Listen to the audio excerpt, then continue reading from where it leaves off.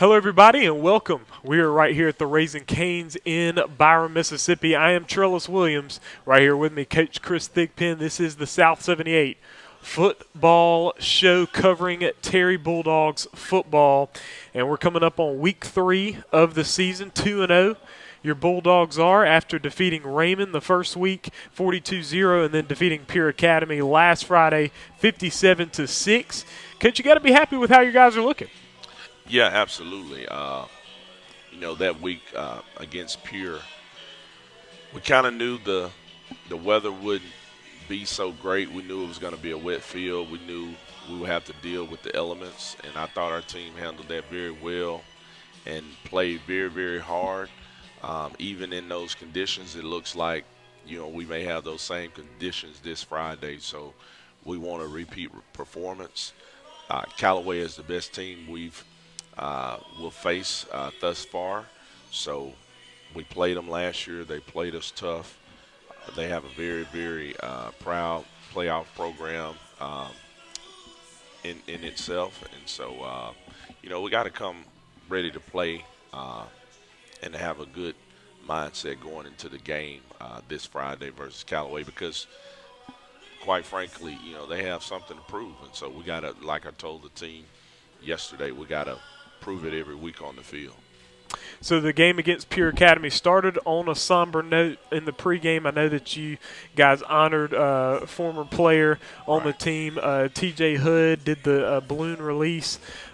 Just kind of talk about how you guys were able to talk to your guys, especially the guys that used to have him as a teammate, and just kind of what you said to him and kind of what you guys did with that. Well, that was something, we all had our entire team and part of his graduating class, the class of 2026, attended his funeral. It was a great homegoing celebration in Hazelhurst, and I could tell then that he was very, very well liked by his not only his teammates but his classmates as well and his peers. And so I wanted to try to think of something that a way we could honor him. The first home game. And so I spoke with his parents and asked them a few things, and we kind of came up with this balloon release and moment of silence idea. And, coincidentally, his number was 57 in football, and so we were able to score 57 points. When it was like 42-6 at one point before the halftime. I think we scored before half, and I kind of told the coaches at halftime, I said, guys, if we get one more score, we're going to kick the extra point and make it 57 because throughout the game it was wet. The snaps on special teams weren't that great, and so we were going for two a few times. But that last score, we were able to score and put our PAT team out there and line up and kick the field goal to make it 57-6. And so after the game, his parents and family fed the team. They're wonderful. They've helped us out so much, and they're really good people. And he comes from a really loving family. And so, one of our core values is family. And so you got a chance to see that on display last Friday with we also had his initials on the 26-yard line because he would have been the class of 2026. And so, I tell the players all the time, you got to cherish the moments you have. Don't take it for granted. These are some of the best days of your lives. And while you're playing football with your teammates and with the coaches, we spend a lot of time together. And so much bonding goes into that time. So much, from like a brotherhood standpoint is there. And so that was a great thing we're able to do, I think, last Friday for him. Yes, and just kind of going through the rest of that ball game, 57-6 win, obviously able to win by a large margin. You talked about your special teams, just how you had the ball was wet, just not able to really hold on to it. But just kind of talk about what you did take away from. Take, for instance, the special teams. What did you take away from that on something that you want to tighten up for the next game? Because your special teams looked pretty good that first week. Well, it's something I told the team, we want special teams to be special.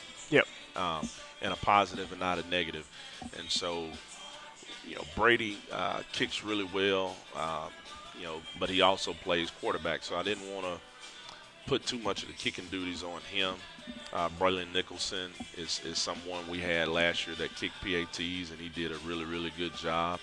And so, and also Derek Howard, he got a chance to get some experience kicking last year in games. And so, you would like to see that growth and evolution in your kicking game to where you have specialists on your teams and not just kickers. And Yeah. how I explained it to them was that, listen, I can find a kicker. Any one of these guys can kick, but I'm looking for a guy that can be a specialist, a guy that can flip the field, a guy that can, make a field goal, from the red zone extended, or put the ball in the end zone on kickoff and make their offense go 80 yards to score.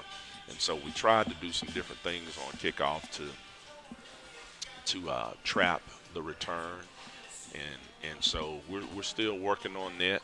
But hopefully by the time we get to region play and later in the season, that part of our special teams is really, really sewn up and operating on all cylinders. We also, just got to get better on our PAT and field goal team. And so we have a lot of starters that are playing special teams. So we've been working out different long snappers. Braylon Bonds is a guy that snaps some. Timothy Jackson is a guy that snaps some. But our best snapper is Jordan McGee. But he plays a lot of plays and plays a lot of downs. And if you watch, college football this past weekend, you saw, Travis Hunter play almost 140 snaps during the game, which is a lot. And so that's something I talk about with the coaches. How can we develop depth and still get the same quality of play from our players? And some of our players are a year away from, us really feeling comfortable about them being out in the game from a physical standpoint to compete at the 6A level. But they are getting some reps, and they got some reps last week. And so we have a number of JV games this season, the month of September, which is really important as well.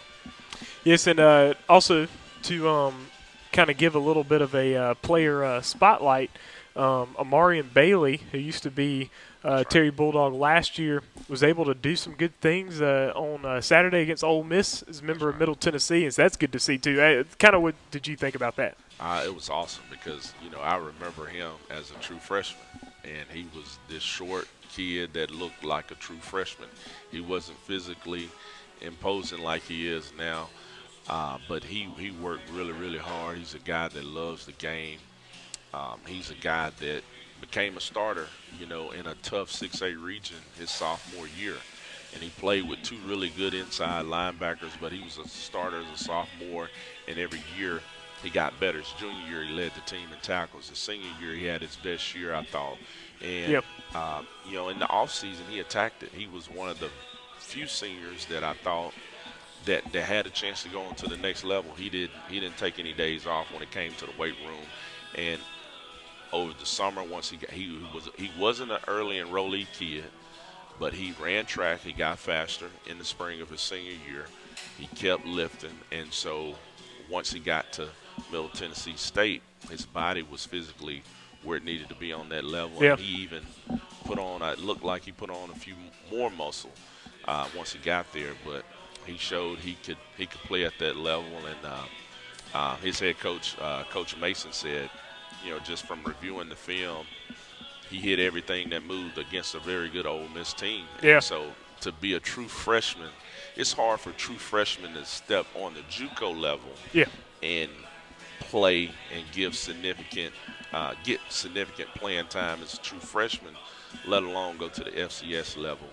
But, I'm not surprised. The coaching staff is not surprised. Those that know, Amarian, we're not surprised. He has great parents. They have a great family when it comes to supporting he and his sister, his mom and his dad both were college athletes. He's been around the game a very long time. He has cousins I know he has cousins that's on the Kansas City Chiefs. So he's getting all the right mentorship that he needs. And so the sky's the limit for him. Yes, and we'll go ahead and turn our attention to this upcoming week's ball game on Friday night as you host the Callaway Chargers. Of course, you played Callaway last year, 134-18, had a hot start last year, but then Callaway was able to get back into the ball game. This year so far, they're 1-1 with a 39-0 victory over Provine, and then a 27-0 loss to Murrah. Of course, I know of what I've heard about that ball game was that Callaway actually looked like they were going to score first. Touchdown got called back, Right. and then Murrah was ended up being able to catch him, and they were unable to score in the ball game. But Murrah, a 7A program, That's right. so not a shabby loss for them. They'll be ready to play on Friday night. What do you expect to see from Callaway, and how are you preparing your guys to respond? Like you said, we know they'll be ready to play on Friday night. It's their first time coming to Terry, I think, since maybe 2017 or 2018. So, some of our players know their players. Those guys, are friends, and they play on, different 7-on-7, and they see each other throughout the school year. But hopefully we have a really good crowd from both sides on Friday night. We'll have a clear night. But as far as football, they're going to play hard. Their running back is an extremely talented player. He played last year. He gave us some issues last year. He's undoubtedly their best player this year. So they try to get him the football several different ways. Sometimes they direct snap the football to him. Sometimes they may hand him the football. Sometimes you may see him on defense. So number 5 is the guy. They have a lot of young, skilled guys around him. And then up front, they're big up front, just like they were last year. So we have our work cut out for us this Friday versus Callaway. But I do like the fact that we're playing at home. I like the fact that our team is healthy and we're playing with a whole lot of confidence right now. Yeah, and you mentioned their running back Marvin Moore, senior running back last year, over 1,100 rushing yards on the season. So he's a good player. Now they are starting a freshman quarterback, That's right. Alfonso Fleming, but you guys are starting a sophomore quarterback now. Right. Brady Busby's looked good in the first 2 games. He's looked very solid for sure. Definitely can throw that football, and he can throw it into tight windows. Just kind of talk about his development over the course of the year, and now he's about to take on a little bit tougher of a defense than he's seen so far. Well, Brady is a football guy, and I think that's a compliment you could give a quarterback. That's one of the best compliments you can give a quarterback. Yeah. He loves the game. He loves playing the quarterback position. He has a whole lot of confidence in his ability. I think our offense is tailor-made to fit his skill set.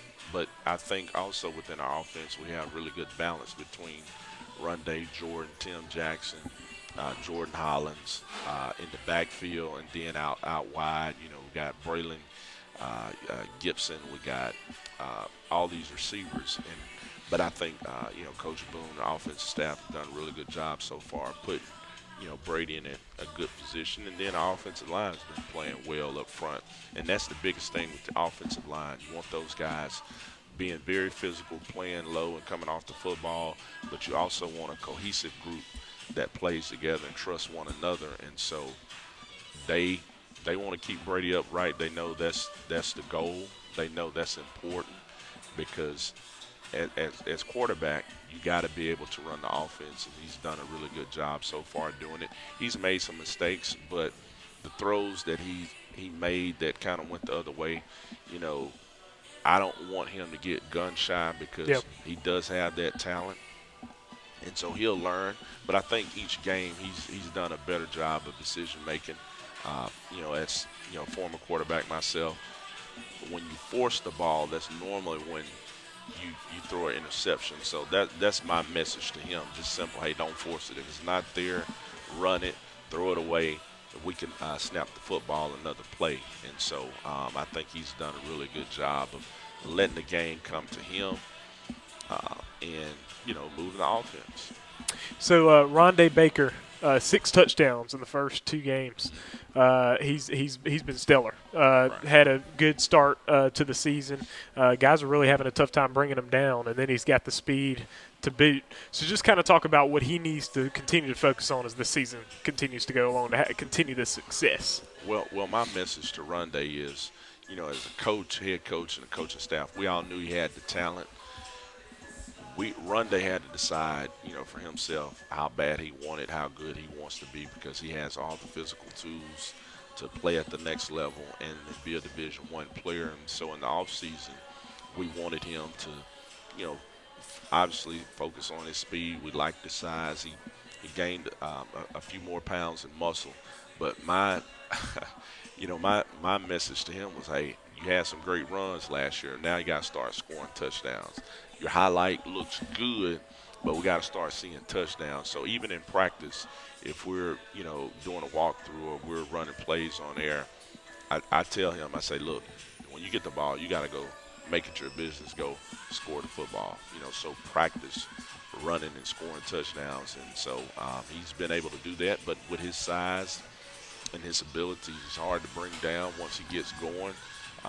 That's tough on high school guys. And so, run days, he's our best back by far. He's our best back when it comes to explosion, speed, and power. And that will conclude the South 78 football show right here from the Raising Canes in Byron, Mississippi. We appreciate Tire Depot sponsoring this South 78 football show. Folks, please be sure to show up to Bulldog Field on Friday night as the Callaway Chargers come to town, come down to Terry, take on the Bulldogs. Kickoff at 7 p.m., and our stream will be showing it as well. If you can't make it to the ball game, tune in live to the stream. Please be sure to hit the subscribe button to the TSJW Network YouTube channel, as well as hit the like button and share. I'm Trellis Williams. This is Coach Chris Thigpen right here with you. We out.